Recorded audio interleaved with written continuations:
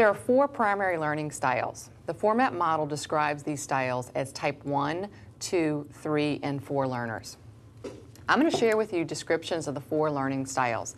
So think about your own preferences for taking in and processing information as I share these descriptions. And then think about which style sounds most like you. So the type 1 style, we call them imaginative learners. If you're a 1 learner, you are in a learning situation seeking meaning. And you need to be personally involved in what you're learning. You learn by listening and sharing ideas. You absorb reality. You take it in. You take in information through your own experience, and then you process it by reflecting on it, and then you act. You're interested in your own experience, and you're good at looking at things from many perspectives. And you function and you learn through social interaction. So the favorite question of a type 1 learner is why? Why is this important? Why do I need to pay attention to this? Why does this matter? That's the type 1 learner. Type 2 learners, if you're a type 2 learner, you want to know the facts. You like to know what the experts think. You learn by thinking through ideas. You take in information abstractly, meaning that you like to read about it, you like to research the internet, or you listen to what the experts have to say, and then you process on your own by reflecting. You're less interested in people and ideas and a lot more interested in what the data tells you and what knowledge you can gather. You learn through analysis and you critique information, you look for inconsistencies, you look for patterns. You do really well in traditional learning environments. You like structured learning, and you have a really hard time with presenters that seem to jump all over the place or seem disorganized. The type 2 learners' favorite question is what? What is to be learned? What is known about this? What do the experts have to say about this? And that's the type 2 learner.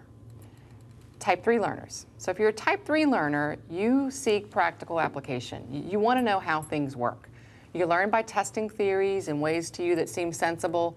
You edit reality down to what you think is really necessary and what's really useful, and you leave everything else behind.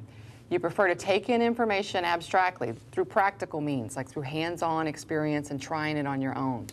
You need hands-on experience to learn. You enjoy solving problems. You even resent a little bit when you're given the answers.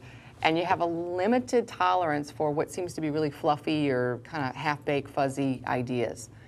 The favorite question of the type 3 learner is how. So how does this work?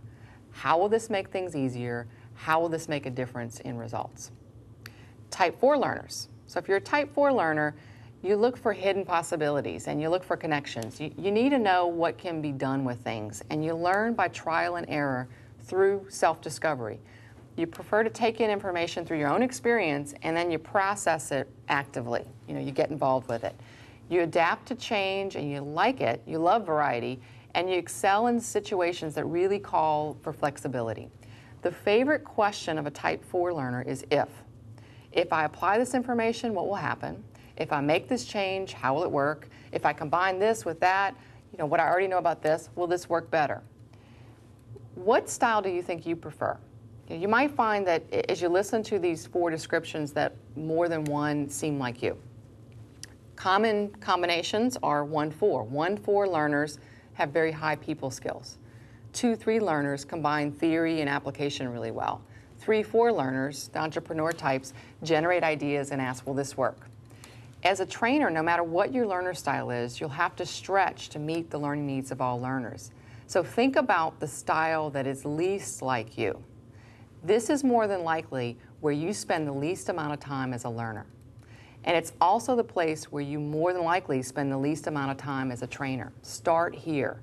Think about how you can stretch into this style and improve your training skill and reach those learners that prefer this style of learning.